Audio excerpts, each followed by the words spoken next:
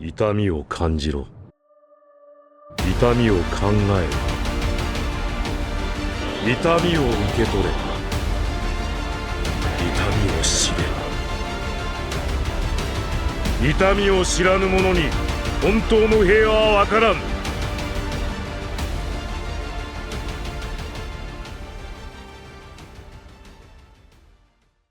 Wesh wesh canapèche, c'est Aspros et aujourd'hui au programme on va partir sur une mini-série de tier list des différents jutsu de Naruto.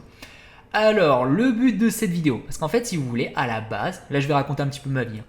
À la base, j'avais commencé à écrire une vidéo sur quel est le meilleur jutsu de Naruto et en fait je me suis retrouvé face à un mur. Parce qu'en fait malheureusement il y a plein de jutsu différents comme vous le voyez. Et il y a des jutsu qui sont vraiment inclassables, ou alors je peux pas dire quel jutsu est meilleur que l'autre, parce qu'en fait si vous voulez, soit ils appartiennent à la même catégorie, ils ont à peu près les mêmes effets à un petit détail de différence, ou alors c'est deux jutsu totalement différents, et dans ce cas là c'est compliqué de dire lequel des deux est le meilleur, parce que ça dépend toujours de la situation, ça dépend toujours de l'utilisateur, tout ça, donc c'est un petit peu compliqué. Le but donc de cette vidéo qui risque d'être divisée je pense en 2-3 parties, donc parce que j'ai pas spécialement envie de faire des vidéos de 2h30 chacune. Je pense qu'on va faire des vidéos de 30 minutes voire 1 heure grand maximum. 3 fois 30 minutes ce serait genre parfait, parce que je pense que vu le nombre de jutsu il y en aura pour à peu près 1h30. Donc le but c'est vraiment de... concrètement c'est comme si j'écrivais la vidéo mais en direct, à l'oral, comme ça je vous fais partager un petit peu comment je réfléchis. C'est pas du tout préparé, pour vous dire, je connais même pas tous les jutsu qu'il y a là-dedans. J'ai juste regardé un petit peu le nombre de jutsu qu'il y avait et j'ai regardé en diagonale. Donc là, de ce que j'ai vu, c'est fait dans l'ordre chronologique. Je ne sais pas s'il y a littéralement tous les jutsu de l'œuvre et tout. J'ai vraiment essayé de ne pas me spoiler, comme ça j'ai vraiment les réactions en direct, à chaud. C'est vraiment pas préparé. Donc voilà, j'ai préparé différentes catégories. Donc forcément la catégorie God ce sera le jutsu, donc à la toute fin de la dernière vidéo on va essayer de définir laquelle des techniques est la plus puissante. D'ailleurs puissante, ce que j'entends par puissance si vous voulez, c'est pas forcément puissant de manière globale, ça peut juste être en termes de ratio, parce que si vous voulez la puissance ça peut être genre l'utilité, ça peut être la puissance globale, ça peut être vraiment plein de trucs, mais il y a aussi le facteur prérequis. Parce qu'une technique peut être extrêmement puissante, mais dont les prérequis sont vraiment trop lourds. Par exemple, Deidara, son explosion est une technique qui est monstrueusement puissante. Je crois que c'est un ratio de 10 km, si je dis pas de bêtises. Mais c'est quand même un petit peu compliqué, parce qu'à la fin, il meurt. Donc voilà, le prérequis est quand même assez important. Candidat, forcément, ce sera tous les jutsu qui, à mon sens, pourront être qualifiés de jutsu le plus puissant de l'œuvre. Donc je vais tous les mettre là-dedans et ensuite on définira le GOT en fonction de cette catégorie. Ensuite, les techniques cheatées, puissantes, utiles, moyennes, bof et mauvaises. Donc ça, c'est vraiment les catégories, tout ce qui est de plus classique.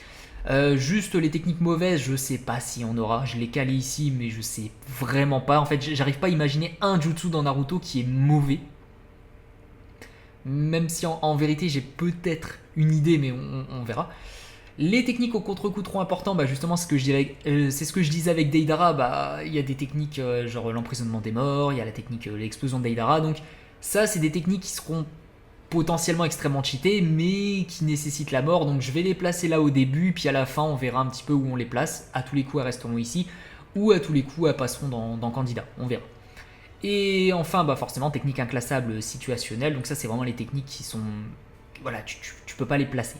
Je sais pas trop ce qu'il y a, mais j'ai vu qu'il y avait la technique de permutation. Et ça, en vérité, c'est quand même un petit peu compliqué. Enfin, tu peux pas dire que cette technique, elle est... Tu peux pas dire qu'elle est candidate, tu peux pas dire qu'elle est bof. Elle est utile, effectivement, mais est-ce que c'est juste une technique utile? Enfin, c'est vraiment inclassable selon moi. Mais bon. Je pense avoir fait le tour. Alors, je le précise également, vu que rien n'est préparé, je vais bafouiller, ça va m'arriver, surtout qu'en plus, c'est la fin de journée, c'est compliqué. Je suis actuellement en pleine crise de hockey. J'ai très souvent le hockey, donc là, si le hockey me reprend, je suis désolé, vous allez devoir assumer les E. Et j'ai pris une bouteille d'eau à côté de moi parce que j'ai la bouche un petit peu sèche à cause de ce hockey, évidemment. Les gens qui détestent quand on mange ou quand on boit au micro, je suis vraiment désolé, je vais essayer de m'éloigner du micro le plus possible parce que je déteste ça également. Mais voilà, aussi, je me suis pris une petite fenêtre avec le Naruto Wiki parce que forcément, vu que je ne sais pas quels jutsu seront dedans, je fais en sorte d'être sûr. Hein. Je m'autorise si vous voulez aller sur le wiki pour être sûr, pour vérifier s'il n'y a pas des détails qui me manquent. Donc voilà, vous me pardonnerez. Voilà, je pense avoir fait le tour, donc on va pouvoir commencer. Alors, tout d'abord, nous avons la technique de métamorphose. Ouais, c'est ça, c'est bien la métamorphose. J'aurais peut-être dû ouvrir le manga à côté. Écoutez, je vais ouvrir le manga. Ouf. Hop là. Et comme ça, on va pouvoir, on va être sûr parce que peut-être à un moment j'aurai besoin du manga. Ça, c'est bien la technique de métamorphose. Alors, technique de métamorphose, d'ailleurs, j'en parle un petit peu vite fait dans la prochaine vidéo qui va sortir. Technique de métamorphose, je sais que c'est une technique de rang E, donc qui est vraiment accessible à n'importe qui dans l'académie. D'ailleurs, Naruto, c'est le seul à être un cornichon à ce point-là. Avec Rock Lee, évidemment. Mais je pense pas que ce soit forcément une mauvaise technique parce que le rang est très très bas. La technique de métamorphose, en vrai, elle est quand même assez utile. Par exemple, Naruto contre Kiba, il a quand même été capable de bluffer un petit peu Kiba en prenant l'apparence d'Akamaru, et du coup, voilà. Ça peut être un petit peu sympa. Et d'ailleurs, il a même fait la technique de métamorphose sur Gamabunta pour créer une sorte de Kyuubi. Donc, en vérité... Alors, évidemment, Gamabunta n'avait pas la puissance de Kyuubi, mais il a quand même réussi à avoir des griffes et des crocs, donc...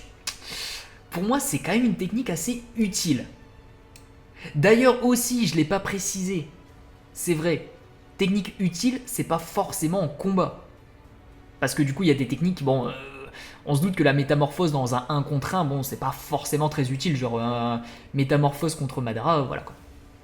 Tiens d'ailleurs, quand j'y pense, en parlant de Madara, enfin c'est plus la Grande Guerre, Naruto a été capable de guaker Kaguya, grâce justement à une métamorphose, et ça en vérité c'est quand même assez pratique.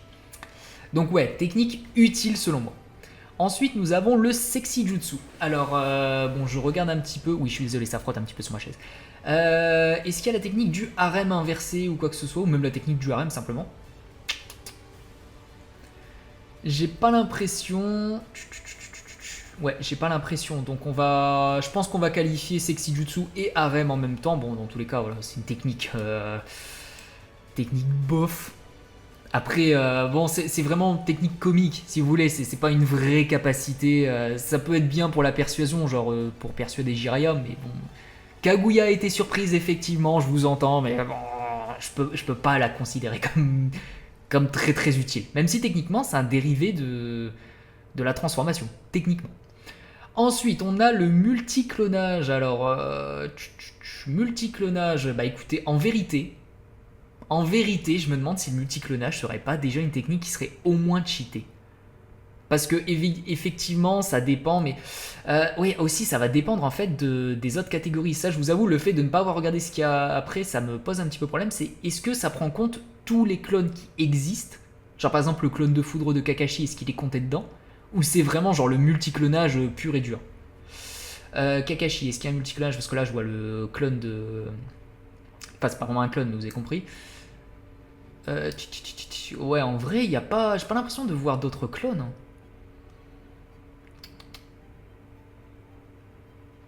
Ouais, donc en vrai, je pense qu'on peut, on peut qualifier tous les clones... Enfin, on peut mettre tous les clones dans cette catégorie, je pense. Hein. Donc ouais, bon, écoutez, je pense qu'on va tous les mettre dans la même catégorie, puis si à un moment on voit un vrai clone, on va passer à autre chose. Ouais, non, en vérité, je me demande si ça fait pas déjà partie des techniques cheatées, parce que tu pars déjà du principe que le clone permet d'avoir deux personnes avec un chakra égal, donc c'est extrêmement difficile de dissocier un clone de l'original. T'es capable d'en mettre 1000, donc niveau pression, c'est quand même assez compliqué quand tu fais face à 1000 adversaires en même temps. Et en plus, t'as possibilité de créer des variantes en mode clone à queue, clone de foudre, clone Mokuton, tout ça, donc... Ouais, non, en vérité, c'est quand même assez puissant. Je me demande presque si ça va pas dans la catégorie candidat, tellement t'as de variantes possibles et tellement c'est compliqué. Enfin, pour l'instant, je vais la laisser en cheaté parce qu'après, c'est vrai qu'au début, c'est un petit peu compliqué de voir quelle technique tu mets dans quelle catégorie en sachant que t'as pas vraiment de ligne directrice pour l'instant. Mais bon, au pire, on bougera.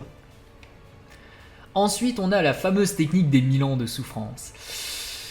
Aïe aïe aïe aïe aïe aïe aïe aïe aïe aïe aïe. Bah, 1000 ans de souffrance, c'est un petit peu pareil, hein. C'est une technique qui est un petit peu bof, qui a été utile contre Gaara un petit peu parce qu'il y avait un parchemin explosif. Mais bon, c'est une technique comique, donc en vrai, je sais même pas si on pourrait la classer dans... Ça ne sert à rien. Autant le sexy jutsu, je comprends, il y a un intérêt, ça persuade Jiraiya, ça peut poser problème à Kaguya vite fait, ok. Mais non, ouais, les deux doigts dans les fesses, non. Ça, en vérité, je pense pas. Bah justement, en plus, on en a parlé juste avant. La technique de la permutation, en vérité... Enfin, quoique, attendez. Maintenant que j'y pense, un moment, quand Sasuke a fait face à Temari, il a utilisé la permutation et il a mis un parchemin explosif dessus. C'est vrai que ça peut servir. En vrai, ça peut servir. En fait, là, je sais pas. Je vous avoue, parce que techniquement, ça passerait dans technique moyenne presque. Parce que ça peut servir, mais je vais la laisser dans inclassable pour l'instant ou situationnel.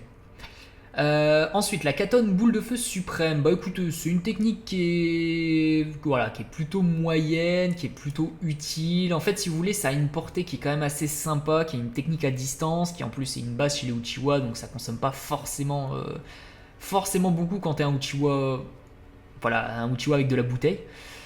Ouais, je vais la mettre dans technique puissante, je pense, dans technique utile. Je pense pas que je vais la mettre dans puissante, parce que bon, cette technique, elle est quand même, elle est pratique. Si vous voulez, elle est plus pratique que puissante. Ensuite, on a le Sharingan. Alors, je pense que c'est le Sharingan de base. Si vous voulez, 3 Tomoe. Je pense pas que ce soit le manque. Enfin, quoique. Non, je pense pas que ça définisse juste le Sharingan de base. Je pense que ça va aussi définir le Mangekyou Sharingan. Mais de ce que je vois, il y a le Susanoo. J'ai vu qu'il y avait le Kamui tout à l'heure. Donc, ouais, on va partir du principe que c'est juste Sharingan 3 Tomoe. Donc Sharingan 3 Tomoe, en vérité, là on est vraiment sur quelque chose d'assez cheaté, je trouve.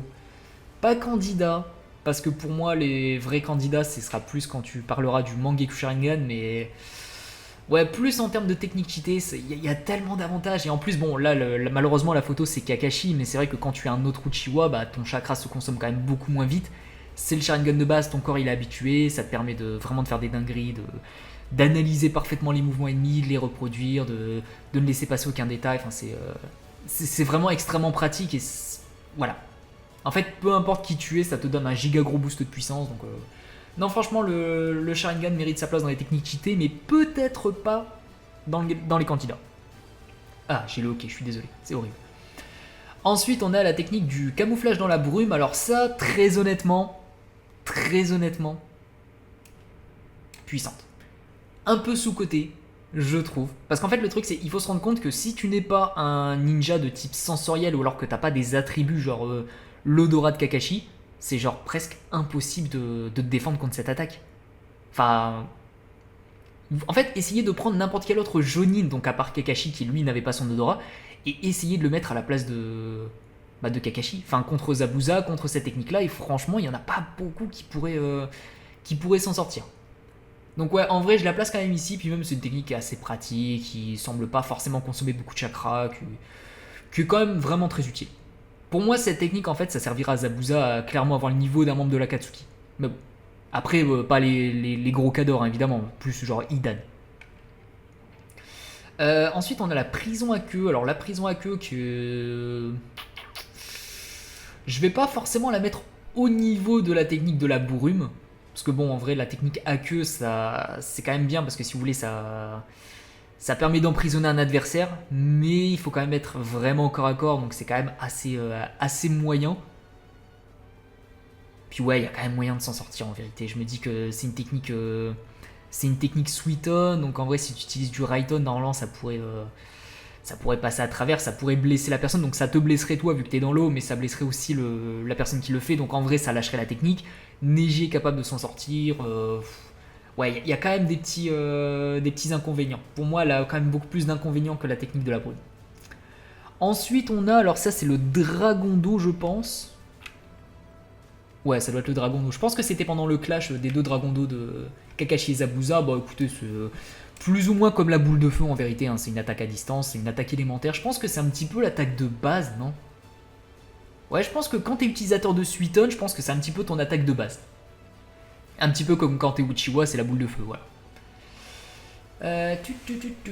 Ensuite, ça c'est... Ah, ça je crois la connaître, c'est la technique de la grande cataracte. C'est la technique que Kakashi il avait copiée avant même que Zabuza la fasse, donc bon écoutez, c'est pas vraiment différent d'un dragon d'eau, c'est peut-être juste la portée, mais en termes de puissance, ça avait pas l'air si fou que ça. Je pense pas que ce soit beaucoup plus puissant que le dragon d'eau. Je pense que c'est juste une technique différente. Donc ouais. Puis même, c'est dommage, on l'a vu qu'une seule fois. Bof. Ça, qu'est-ce que c'est? C'est les miroirs? Ouais, c'est les miroirs de glace de Haku. Alors attention, on va parler un petit peu databook. Dans les databooks, les miroirs d'eau de Haku, enfin les miroirs de glace, Haku est capable de se déplacer à la vitesse de la lumière entre deux miroirs. Ça veut dire que théoriquement, Sasuke et Naruto n'auraient jamais pu contrer cette attaque. C'est juste que Haku, bah forcément, comme vous le savez, il se battait pas du tout à fond, ça a été dit par Zabuza. Vraiment, si Haku avait voulu les défoncer, il les aurait défoncés, il leur aurait marché dessus. Donc ouais, cette technique, elle est quand même... En plus, j'ai pas l'impression qu'elle soit si compliquée à mettre en place. C'est genre juste, il active la technique et il y a directement les miroirs autour d'Haku et de son adversaire. Donc en vrai, esquiver cette attaque, c'est quand même assez compliqué. Enfin, au moins la mise en place. Ouais, où est-ce que je vais pouvoir la placer? Non, en vrai, je pense au moins la mettre dans les techniques puissantes. Je dirais peut-être pas jusqu'à dire qu'elle est cheatée. En fait, faudrait vraiment voir Haku pleine puissance. Mais bon, malheureusement, on n'a pas trop vu. Ouais, Haku, il est grave sous-côté, c'est incroyable. Ensuite, on a le Raikiri. Alors, j'imagine, parce que... Est-ce que ça compte toutes les variantes? Parce que ça, du coup... Est-ce que ça compte la chaîne de foudre, le chien de foudre et... Ouais, non. Non. Parce qu'en fait, j'ai l'impression d'avoir vu la chaîne de... Ouais, elle est là, la chaîne de foudre. Donc, ouais, ça prend pas en compte les variantes.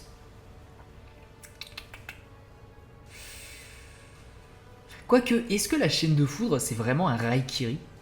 Quand j'y pense. Est-ce que le jutsu, c'est genre Raikiri, la chaîne de foudre, ou c'est juste une chaîne de foudre? Bah, dans tous les cas, en fait, on s'en fout, on va pas compter. Enfin bref, dites-le moi en commentaire d'ailleurs, parce que ça m'intéresse un petit peu. De toute façon, j'irai vérifier après, je m'en fous. Le Raikiri, bah écoutez, c'est une technique qui est monstrueusement rapide, monstrueusement perforante. En vrai, je pense qu'elle est au moins dans technique puissante. Je dirais pas cheater non plus, parce que le truc, c'est que bah... Il y a le Chidori de Sasuke qui est quand même beaucoup plus pratique et je peux pas la placer dans la même catégorie, donc ouais. Technique puissante. En vérité, je dirais même technique puissante. Ah ouais, est-ce que je... Ouais non, je vais peut-être pas classer dans les catégories quelle est la technique la plus puissante de chaque catégorie. Enfin, on fera peut-être ça à la troisième vidéo si j'ai la foi, mais...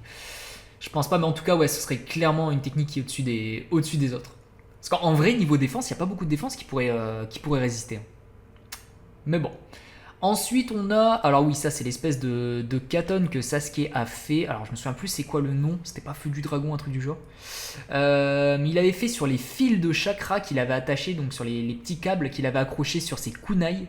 Kunai et shuriken pour Orochimaru. Donc, si on considère le combo entier, c'est vraiment tu saucissonnes ton adversaire, tu utilises tes Katon sur les fils de chakra qui vont prendre feu sur l'adversaire directement. Donc, c'est quand même assez cool, c'est assez puissant, mais il y a quand même des prérequis. Par exemple, dans un terrain vague, normalement, tu peux pas utiliser cette technique comme tu veux. Enfin, en tout cas, le saucissonner comme ça, c'est quand même assez compliqué. Ou alors, la personne est saucissonnée, mais peut potentiellement encore utiliser ses jambes. Donc, en vrai, les prérequis sont quand même assez pas terribles. Donc, en vrai, je la mettrais dans utile.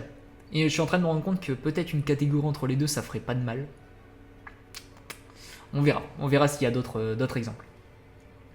Ensuite, on a la fleur du lotus, première partie, face recto, tout ça, donc la technique de base de Rock Lee. En vrai, cette technique est peut-être un poil surcotée. Peut-être. Parce qu'en fait, je me dis que le problème, c'est qu'une fois que tu as sorti cette attaque, bah t'es blessé. Genre, pendant un moment, t'es tout mou. Genre, tu peux plus trop te battre. Il faudrait, parce que du coup, normalement, Rock Lee il utilise la première porte pour utiliser cette attaque. Et ensuite, sauf s'il utilise la deuxième porte, bah, il est tout moelleux. Donc en vrai, c'est un petit peu compliqué. Donc en vrai, je vais peut-être pas dire moyenne, parce que bon... Après, la technique, elle est quand même puissante. Normalement, tu laisses pas ton adversaire s'échapper. Là, en plus, dans l'attaque, je crois que c'est Dosu. Attendez, on va zoomer. C'était contre Dosu. Ouais, je pense que c'est ça. J'arrive pas à dire. Non, je crois que c'est Dosu. J'ai l'impression de voir un truc un petit peu bleu-violet. Donc ouais, je pense que c'était contre Dosu. Et ouais, c'est son pote Zaku qui l'a sauvé. En vrai, il aurait pas pu se sauver tout seul. Mais Gaara, avec une substitution, ça a pu passer. Ouais. Donc compliqué. Ouais, je la mettrais dans technique utile. Ensuite, on a le boulet humain qui est une technique vraiment, genre vraiment pas bonne. Vraiment, je me demande si on n'inaugurerait pas la catégorie mauvaise, parce qu'en fait, cette attaque, elle sert vraiment littéralement à rien. C'est une attaque, c'est du corps à corps. Alors, c'est effectivement compliqué de toucher précisément l'adversaire, Mais voilà quoi, c'est une technique qui nécessite d'aller au corps à corps. Si vous attaquez à distance, c'est bon normalement. Mais le truc, c'est à voir si par exemple une boule de feu est lancée, est-ce que Shoji peut passer à travers? En mode il est trop rapide, est-ce que ça passe à travers ou pas? Je sais pas. Donc pour l'instant, je vais la mettre dans la catégorie bof à la toute fin. Donc à la toute fin, genre de la dernière vidéo, peut-être cette technique va passer dans technique mauvaise. Mais ouais, pour l'instant, elle est vraiment bof. Technique de manipulation des ombres. Alors là, il faut que je fasse attention aussi. Est-ce qu'il y a d'autres? Non, j'ai pas l'impression qu'on divise en fait les différentes manipulations des ombres. Donc à mon avis, ça prend en compte toutes les variantes. Donc en gros, toutes les variantes, ce serait genre la technique pour étrangler l'adversaire et tout. Donc c'est quand même assez pratique. Je l'ai pas précisé aussi.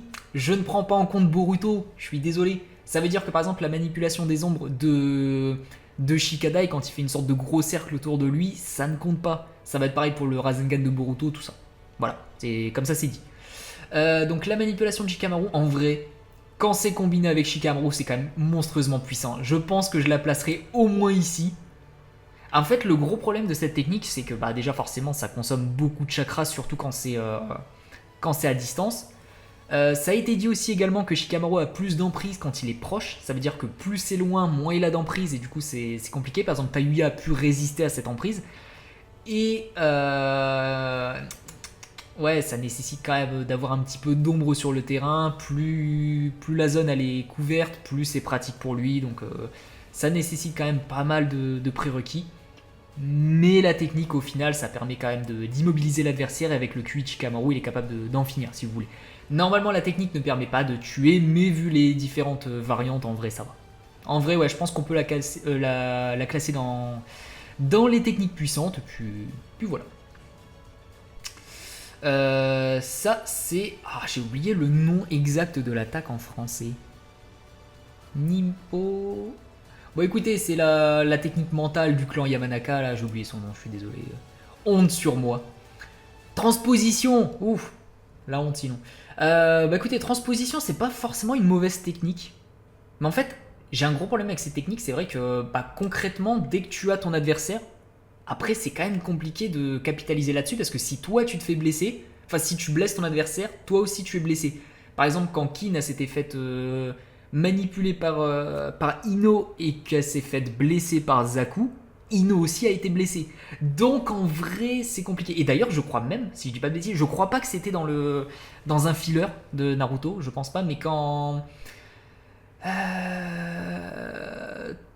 Fu, le rouquin des sbires de Danzo, quand il a voulu crever le Byakugan, il devait faire super attention à ne pas rater son coup parce que sinon il allait mourir alors qu'il avait pris le corps de Dao. Enfin, c'est compliqué. Donc je pense que quand même c'est compliqué. Je pense qu'on va plutôt la considérer dans la catégorie moyenne. Ça peut être pratique quand c'est bien exécuté, mais je pense pas que je puisse dire que ce soit vraiment une technique utile comme celle-là. Parce qu'en vérité, utile, c'est genre puissante, mais pas trop. C'est en mode technique bonne, si tu veux. D'ailleurs, je me demande si je pense que je vais... Hop là.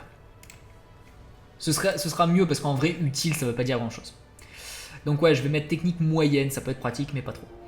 Ensuite, on a la technique du son de Dosu. Bah écoutez, ça en vérité, le trio du son était quand même, je trouve, beaucoup trop sous-coté, parce que leur technique était vraiment cheatée.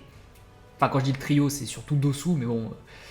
Sa technique, elle est quand même difficile à contrer parce que bah, même si t'esquives, la technique elle fonctionne. Même si tu bloques, la technique elle fonctionne. T'as pas moyen normalement de renforcer ton système interne. Donc en vrai, que tu t'appelles Madara ou que tu t'appelles Shoji, l'attaque normalement fonctionnera de la même façon. Tu peux crever le tympan ennemi, c'est super compliqué. Donc en vrai, je pense que cette technique, elle est au moins dans la catégorie puissante. D'ailleurs, c'est dommage que ça n'a pas été plus montré dans l'œuvre. Pourquoi il n'y a pas plus de monde qui maîtrise le son? Le son, c'est genre vraiment trop cheaté, je trouve. T'imagines genre un mec au corps à corps qui utilise le son en mode Rock Lee? Enfin, ce serait fumé de fou. Ensuite, on a l'espèce de grosse vague d'onde de Zaku. Bon, écoutez, ça, c'est pas... Moi, je la trouve pas forcément super cheatée, cette technique. Elle est plutôt dans la catégorie bof. Parce que bon, ça a une bonne portée, mais c'est pas vraiment pas au niveau de Dosu. Donc en vrai... Allez, on va la mettre là. Peut-être technique moyenne à la limite. Parce qu'en vrai, je me rends compte que la transposition est peut-être même inférieure à cette technique. Donc allez. Ensuite, on a le Byakugan. Alors, le Byakugan, quand c'est bien utilisé, c'est vraiment très puissant. Est-ce que c'est au niveau du Sharingan dans Naruto? Je pense, dans la première partie. Mais le fait qu'il y ait le Mangekyou Sharingan, pour moi, ça creuse l'écart, si vous voulez. Le Byakugan, enfin, après, ça dépend parce qu'il y a aussi le Otsutsuki, mais. Ah, je sais pas, hein. Je sais pas si on compte les Otsutsuki dedans, parce que le truc, c'est quoi il y a possibilité de faire des dingueries. Bon, écoutez, on va partir du principe que ça compte aussi le Byakugan du Otsutsuki, et dans ce cas-là, on va être dans au moins technique cheatée. Et dans tous les cas, dans la partie 1 au moins, c'est quand même super pratique, et ça s'adapte parfaitement bien au style Hyuga. Mais je trouve que la différence en fait avec le Sharingan, c'est que le Sharingan à la limite peut aller à tous les styles de combat, là où le Byakugan va surtout aux utilisateurs du Juken. C'est vraiment adapté pour eux. Ensuite, on a la marque maudite. Alors, c'est pas un niveau précis, c'est vraiment la marque maudite. Je sais pas s'il y aura toutes les marques maudites. Non, j'ai pas l'impression. Ouais, je pense qu'en vrai, ça va juste compter la marque maudite de base. Même si je vous avoue, tout à l'heure, j'avais l'impression d'avoir. Ah bah tiens, s'il y a Jugo. Ouais, mais du coup, on considère quoi? Aïe aïe aïe aïe aïe aïe aïe aïe. Ou alors on va les mettre dans la même catégorie parce que malheureusement ça dit pas grand chose. Après Jugo il a la marque originelle donc voilà, mais je pense. Bon vous savez quoi, on mettra dans la même catégorie, tant pis. De toute façon j'ai pas la foi d'aller chercher vraiment toutes les différences. Marque maudite, bah écoutez, c'est une sorte de mode ermite, ça booste les capacités et tout. Genre vraiment Sasuke il est passé de inférieur à Lee à bien supérieur à Lee. Au moins dans technique puissante, au moins. Mais c'est vrai que le contre-coup, c'est que bah voilà, ça peut te vider de ton chakra, ça peut te vider de ta. En plus, c'est pas simplement le chakra, hein. J'ai l'impression que ça vide aussi en énergie vitale et tout. Enfin, c'est vraiment compliqué. Je pense que s'il n'y avait pas eu ces contre-coups, il aurait pu être dans technique cheatée, en mode vraiment, c'est une sorte de. C'est comme un Sharingan, si vous voulez, ça va être un boost, mais il y a quand même les contre-coups qui sont, à mon sens, un peu trop importants. Ah bah tiens, d'ailleurs, c'est comme ça qu'on va différencier les deux. On va dire que Jugo, lui, n'a pas ces contre-coups. Ensuite, donc je regarde aussi le temps, nous sommes à combien de temps de vidéo? 26 minutes. Ouais. Bon écoutez, on va continuer, ouais, on va faire une trentaine de minutes. Ensuite, on a le tombeau du désert, ou c'est le sarcophage de sable. Ah, c'est quoi la diff? Ah, je me souviens plus, c'est quoi Non, ça c'est le sarcophage de sable, et ça c'est le tombeau du désert. Oh, écoutez, vous me le direz dans les commentaires. Alors, cette technique-là qui permet d'emprisonner et la technique d'après qui permet de pouf. Bah pour moi, les deux en fait sont littéralement les mêmes. Hein. Franchement, on va pas. Il y en a. Celle-ci bloque, celle-ci écrase. Donc en vrai, c'est plus ou moins le même principe. Faut attraper l'adversaire dans le sable et ensuite pouf. Donc ouais, je vais les mettre dans la même catégorie et cette technique, elle est au moins dans la technique puissante parce que c'est quand même assez compliqué d'échapper à ça. Surtout qu'en plus, Gaara maîtrise le sable assez bien. Il est capable de mettre du sable en dessous vous directement et franchement. À part si vous savez voler, c'est quand même compliqué de ne jamais se faire toucher par le sable. Donc, ouais. Puis même à partir du moment où t'es dedans, se défendre, c'est quand même compliqué. Il faut vraiment une défense très particulière, genre un Susanoo, un Kamui ou ce genre de truc. Ensuite, on a la technique de vol de chakra de Yoroi. Alors, ça, on connaît pas trop les capacités de Yoroi, mais. Enfin, quand je dis on connaît pas trop les capacités, c'est genre on ne sait pas à quel point il est capable de voler rapidement du chakra, en quelle quantité, s'il a une limite en termes parce que si vous voulez, Gakido, donc Gakido le pouvoir de Pain, permet de faire ça. Sauf que Gakido, ça a été indiqué, enfin en tout cas, entre guillemets, ça a été indiqué qu'il n'y avait aucune limite, vu que voilà, ça fait référence au folklore, tout ça, et ça fait référence au fait que c'est les estomacs sans fond, tout ça. Et dans tous les cas, ça a été capable d'absorber un giga gros Rasengan de Jiraiya Modermi, donc un truc qui est quand même assez costaud en termes de chakra. Là où Yoroi a mis quand même un petit moment à récupérer une partie du chakra de Sasuke, donc, et en plus chakra qui était quand même un petit peu vidé de par l'épreuve de la forêt de la mort. Donc je pense que c'est une sorte de Gakido, mais beaucoup moins utile. Ça nécessite lui obligatoirement de toucher son adversaire, donc en vrai je vais la mettre dans technique moyenne. Mais c'est vrai que cette technique elle est quand même assez pratique. Elle est assez pratique, je dirais, soit dans moyenne, soit dans bonne. Mais je vais rester dans moyenne parce que pour moi, toutes les techniques qu'il y a au-dessus sont quand même supérieures. Ensuite, on a le Shishirendan, la fureur du lion, qui est une technique de taijutsu sympatoche, mais ça, voilà, ça casse pas trois pattes à un canard. Je peux pas la caler dans la même catégorie que la fleur du lotus, mais on va mettre au moins dans technique moyenne. voilà, ça permet de battre des adversaires moyens, mais vous n'imaginez pas Sasuke battre Itachi avec ça. Voilà. Ensuite, on a la technique des insectes du clan Aburame. Celui-là me pose un petit peu une colle parce que c'est quand même assez puissant, assez pratique. En plus, il est capable de faire des dingueries avec ses insectes, surtout dans la deuxième partie. Je vérifie en même temps, mais je pense qu'en vérité, tous les personnages secondaires, on va pas les voir dans la partie 2. Dans la partie 2, ce sera surtout Naruto. Donc ouais, il est capable de faire grandir des insectes dans le corps de Jubi et de les faire grandir genre très très vite au point que ça explose et que ça dévore de l'intérieur. Donc ouais, c'est quand même monstrueusement puissant. Et c'est quand même difficile à contrer parce qu'il faut se dire c'est des insectes, ça se voit à peine. Donc en vrai, je la mettrais dans technique puissante. Ouais, je pense. Ensuite, le spectacle de marionnettes avec Kankuro.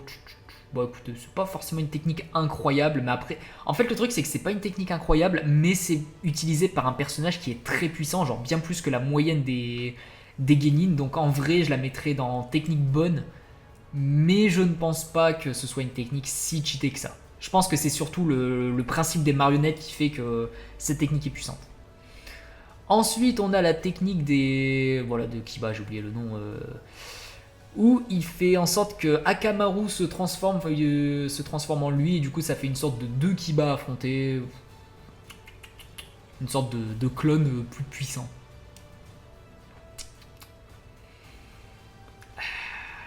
On va dire technique moyenne. Allez, technique moyenne, je pense qu'on va pas... Je peux pas la caler au-dessus, parce que c'est pas forcément foufou.